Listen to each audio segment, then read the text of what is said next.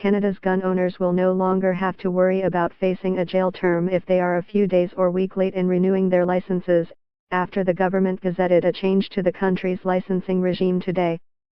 As of November 30, failure to renew on time will become a mere paperwork issue, not unlike failing to pay for renewal of a driver's license on time. There will be a 6-month grace period for the gun owner to get their license up to date. As things stand today, an expired license can lead to a criminal charge of unauthorized possession, carrying a maximum penalty of 5 years in prison. Although the change is being implemented by the Liberal government, it is actually a provision passed into law by the Harper government as part of its Common Sense Firearms Licensing Act, which the Liberal Party then in opposition voted against.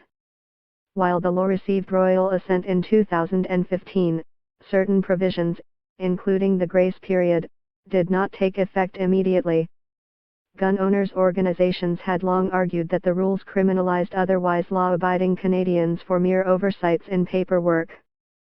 By allowing the change to come into effect, the Liberals are showing that they don't intend to roll back all of the changes the Harper government made to Canada's firearms regime.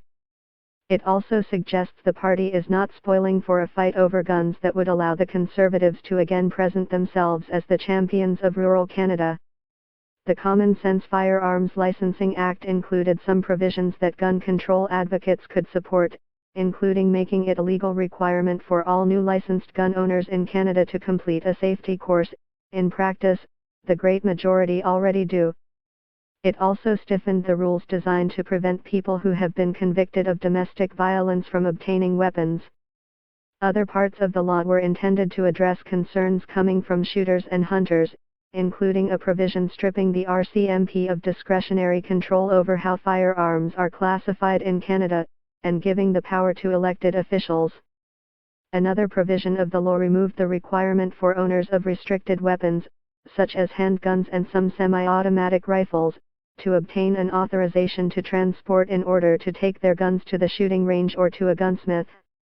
Permission to travel between home and range became an automatic part of the restricted firearms license. The Liberal opposition was critical of those two changes. In particular, the party argued that removing the requirement for owners to get an authorization to transport amounted to giving gun owners permission to keep a handgun in their car. Restricted weapons must, however, be transported unloaded, with a trigger lock, and in a locked case. Public Safety Minister Ralph Goodale is currently working on a new bill that would probably roll back some of the changes brought in by the Common Sense Act, including the more relaxed rules around transportation.